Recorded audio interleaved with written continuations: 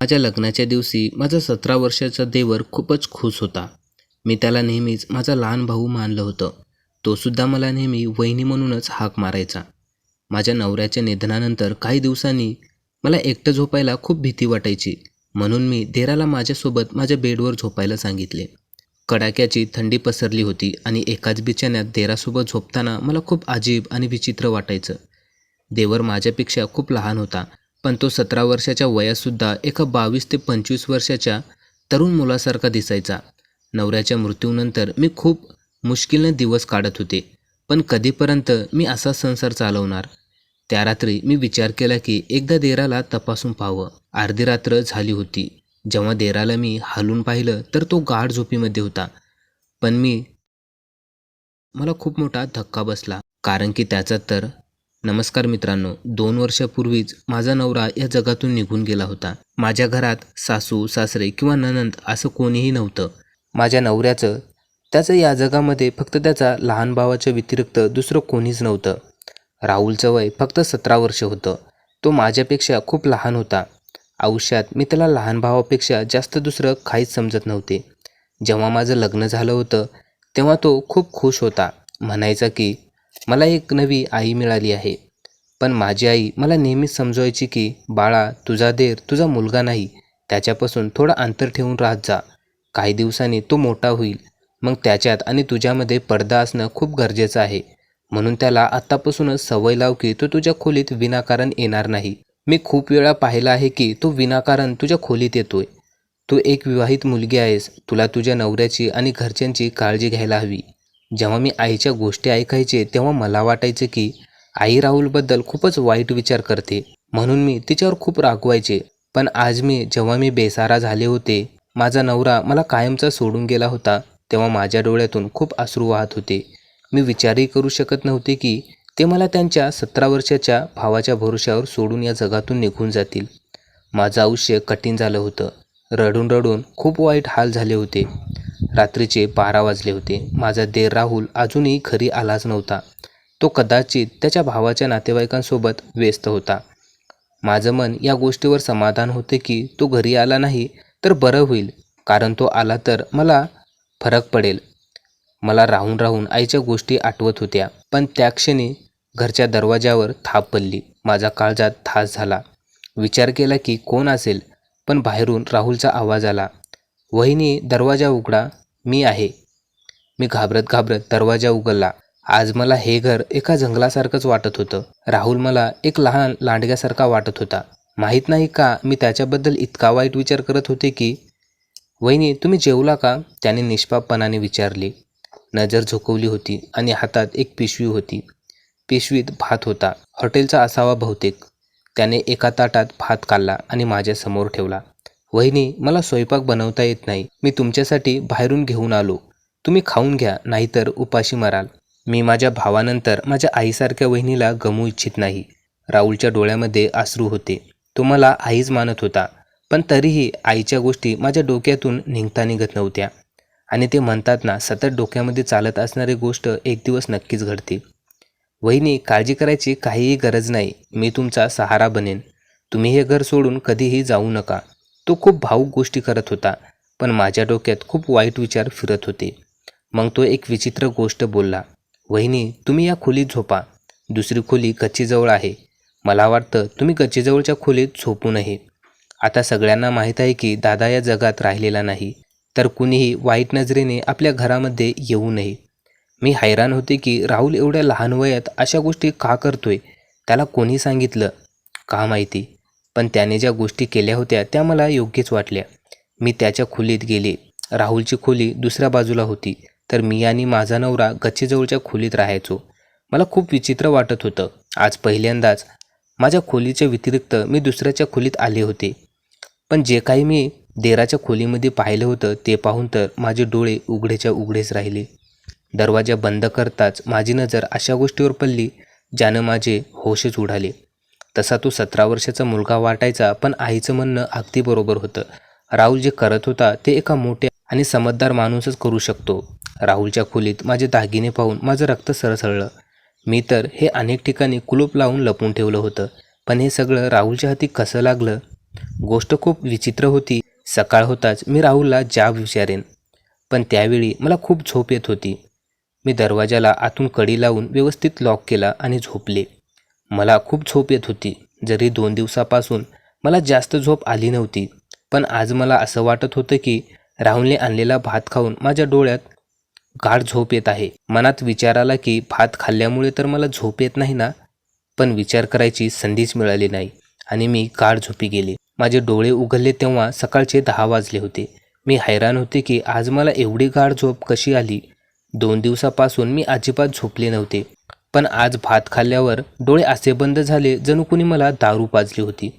माझ्या मनात वारंवार एकच विचार येत होता की राहुलने आणलेला भात खाऊन तर मी बेहोश झाले नव्हते ना, पण राहुल असं का करेल. मी विचार करत करत डोळे चोळत रूमच्या बाहेर आले तर राहुल समोर किचनमध्ये चहा बनवत होता. त्याला पाहून मला खूप वाईट वाटत होतं. वहिनी, तुम्ही उठलात? तुम्हाला खूप छान झोप आली असेल ना, तो म्हणाला. मी लहान आवाजात म्हणाले, हो, आज मला खूप जास्त झोप आली. मग काय येणार नाही वहिनी, मी तुमच्या भातात झोपीच्या गोळ्या मिक्स केल्या होत्या. मी माझ्या मित्राला सांगितले होते की माझ्या वहिनीला झोप येत नाही, तर तो म्हणाला की जेवणात झोपीच्या गोळ्या मिसळत जा, म्हणजे त्या आरामात झोपतील. मी हैराण झाले की राहुल अशी हरकत कशी करू शकतो. राहुल, तू असा विचार तरी कसा करू शकतोस. नाही नाही, तुमची झोप पूर्ण व्हावं, तुम्हाला शांत झोप लागावी म्हणून मी हे केलंय. आता तुम्ही छान ताजेतवान दिसत आहात. हा घ्या चहा. त्याने चहा समोर ठेवला तर मला शंका आली. तू यातही काही मिसळलं नाहीस ना? देवाची शपथ, मी तर तुमच्या शांततेसाठी हे गोळ्या मिसळल्या होत्या. तुम्ही म्हणत असाल तर चहा मी तुमच्यासमोर स्वतः पितो. आपण अर्धा अर्धा पिऊया. त्याने कपातला एक घोट आधी पिला. तेव्हा मला त्याच्यावर विश्वास बसला. मी म्हणाले, ठीक आहे, मला माफ कर, तुझ्याबद्दल मी शंका घेते.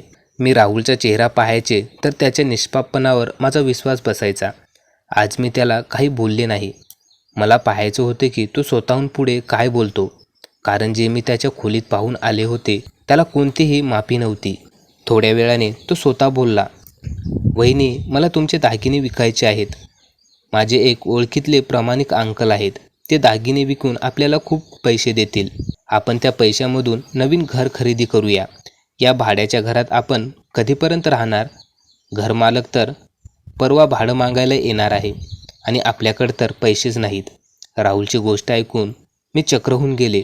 अजून असा विचार मी सुद्धा केला नव्हता. मग तो कसा करू शकतो? मी म्हणाले, राहुल, तुला हा विचार कसा आला की आपण नवीन घर घ्यावे? वहिनी, मला पुढे लग्न करायचे आहे. आपल्याला आयुष्यभर सोबत राहायचं आहे. नवीन घर असलंच पाहिजे. भाड्याच्या घरामध्ये माणूस फक्त जलील होतो. राहुलचं म्हणणं बरोबर होतं. म्हणून मी दागिन्याच्या बाबतीत त्याला काहीच बोलले नाही. पण मला भीती होती की दागिने विकून पैसे नाही आले तर काय? मी एक विधवा स्त्री आहे आणि देवर 17 वर्षाचा होता. अशा वेळी कोणीही आम्हाला फसवण्याचा प्रयत्न करू शकला असता. मी माझ्या माहेरच्याशी बोलले तर त्यांनी सांगितलं की घर घ्यायची काहीही गरज नाही. तू आता विधवा झाली आहेस. तुला आमच्या घरी यावं लागेल. पण मी त्यांच्या घरी जाऊ शकत नव्हते. मला माहीत होते की माझे भाऊ त्यांच्या बायकोचे गुलाम आहेत.